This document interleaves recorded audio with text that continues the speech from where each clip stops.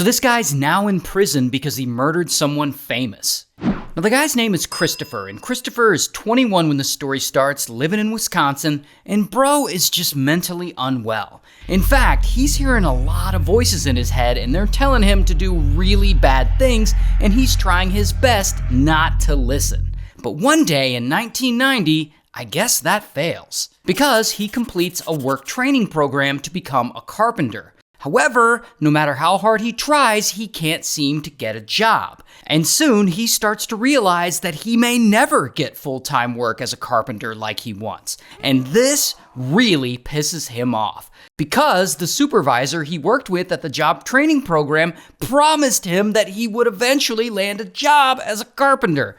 Not only that, Christopher, he's drinking a lot, he's been smoking a lot of Zaza, and this really isn't helping his mental condition. And this is where those voices in his head apparently start to take over. Because as all of this is going on, he decides he's gonna get revenge on the job training program for making him think that he could get hired somewhere. And so he grabs a pistol and he heads over to the job training office. And there, boom, he confronts the supervisor and the manager. And he points the pistol at them and he demands that they give him some money. But the supervisor, he doesn't have much money. So he just gives them the $15 that he does have. And I guess this isn't enough for Christopher, and so, blam, he unalives him right there. And so then the manager starts freaking out, and he's like, here's $3,000 and all my credit cards, please don't shoot me. And I guess this actually is good enough for Christopher because he suddenly leaves, allowing the manager to live. And immediately the manager calls the police, and the police start looking for Christopher, and bam, they find him and arrest him.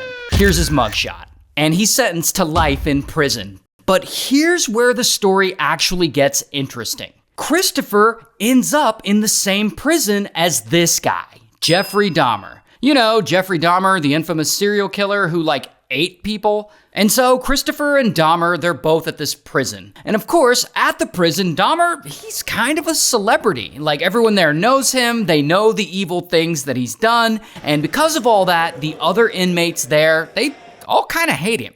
And so a guard actually has to keep watch over him 24/7 because the other inmates hate him so much. He's actually always in danger of being attacked. Now, Christopher, despite hearing voices and having severe mental health issues, he's kind of the opposite of Dahmer. In prison, he's a chill guy. He keeps to himself, he follows the rules, and he doesn't really bother anyone. However, while in prison, Christopher also really starts to hate Dahmer. He hates him for the crimes he committed, he finds them deeply disturbing and evil, he hates him because he targeted mostly people of color in his murders. And to be fair, Dahmer makes it really easy for people to hate him. Not only is he a serial killer, but he seems to want to lean into his reputation as a horrible psychopath. He'll do things like he'll mold his cafeteria food into what looks like severed body parts, and he'll smear them with ketchup to make them look like they're bleeding. And to make it worse, sometimes he'll place that food around the prison where other inmates and guards will find it. And I guess his whole goal is to just upset people there. So you can see why people there hate him. Anyways, as Christopher gets further and further into his prison sentence, it seems like his mental health continues to get worse. Not only is he still hearing voices, but he now believes that some sort of God is speaking to him. He also believes that he is the son of this God, and he's totally willing to follow whatever orders this God gives to him. But he apparently doesn't really tell anyone about all this stuff. He pretty much just continues to keep to himself, and he doesn't bother anyone. Until he decides he's going to murder Jeffrey Dahmer. Apparently, the voices in his head, his gods or whoever's been talking to him, they have been telling him to make this happen. And one day in 1994, the perfect opportunity finally arises because he has been selected to clean the gym bathrooms. And Dahmer and one other inmate are also chosen to do the job. So Christopher, Dahmer, and the other inmate are all in the bathroom, unshackled, cleaning the place up.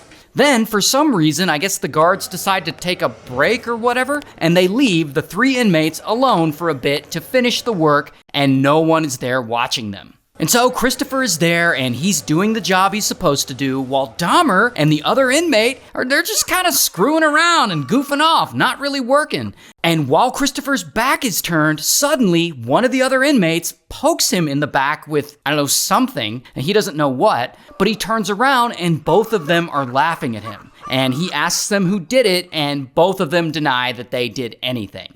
And this pisses Christopher off. And I presume that it's in this moment that his God starts speaking to him again. And I don't know what was said in this conversation, but apparently the God tells him to take these two guys out, like right now. And Christopher hears these orders and he's like, all right.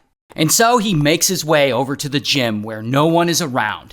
And there he finds a weapon. It's this 20-inch steel bar. I guess it's a bar that they use in like workout equipment. And so he grabs this bar and he hides it in his pant legs.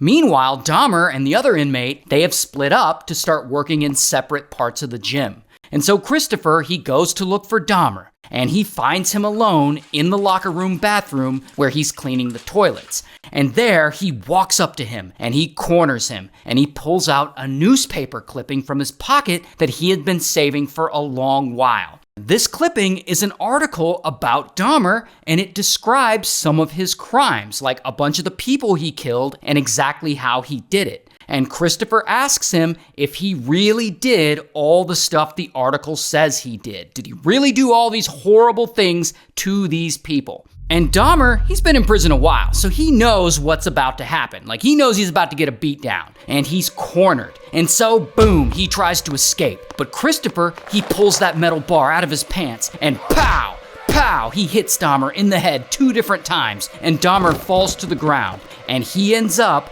unalived.